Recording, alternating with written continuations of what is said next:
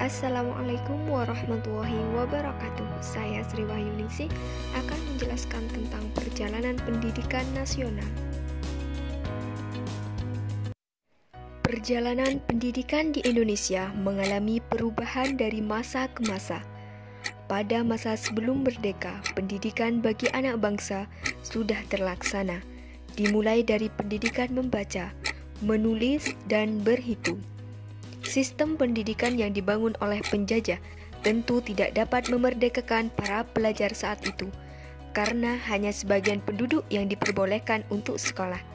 Mengapa demikian? Karena pada saat itu tujuan penjajah bukan ingin mencerdaskan penduduk pribumi, melainkan ingin memperkerjakan secara paksa dengan memberikan pendidikan terlebih dahulu.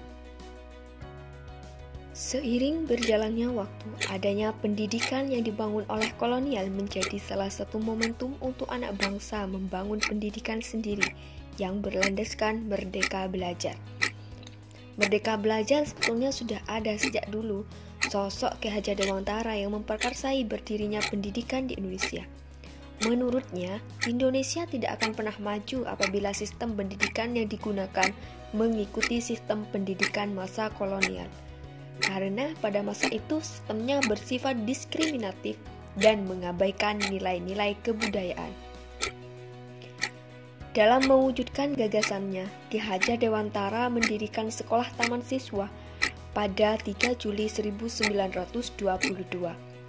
Sekolah yang dibangun oleh Ki Hajar Dewantara dan tokoh lainnya termasuk R.A. Kartini tentu ingin memberikan pendidikan secara luas kepada anak bangsa. Ki Hajar Dewantara mengatakan bahwa pendidikan adalah tempat penanaman benih-benih kebudayaan. Oleh karena itu, kebudayaan dan pendidikan menjadi satu kesatuan yang utuh. Gagasan-gagasan yang dikemukakan olehnya menjadi landasan perkembangan pendidikan di Indonesia. Pendidikan yang diharapkan oleh Ki Hajar Dewantara yaitu pendidikan yang selalu menempatkan peserta didik sesuai dengan kodratnya. Ki Hajar Dewantara mendefinisikan bahwa pendidikan sebagai tuntunan, yaitu tuntunan dalam hidup tumbuhnya peserta didik.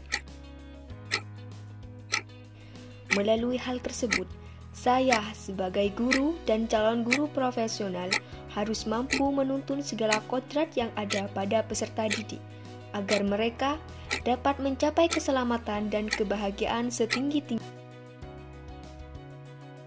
Pada periode sekarang, dunia pendidikan Indonesia telah merumuskan sebuah harapan besar untuk menciptakan manusia dengan profil seperti apa yang akan ditumbuhkan lewat layanan pendidikan di Indonesia. Profil yang dimaksud disebut profil pelajar Pancasila. Inilah hasil yang diharapkan dari benih yang disemai dalam lahan ekosistem pendidikan Indonesia. Melalui pandangan-pandangan yang dikemukakan oleh Ki Hajar Dewantara dan tujuan pendidikan Indonesia saat ini, saya memiliki peran penting dalam tumbuh kembangnya peserta didik.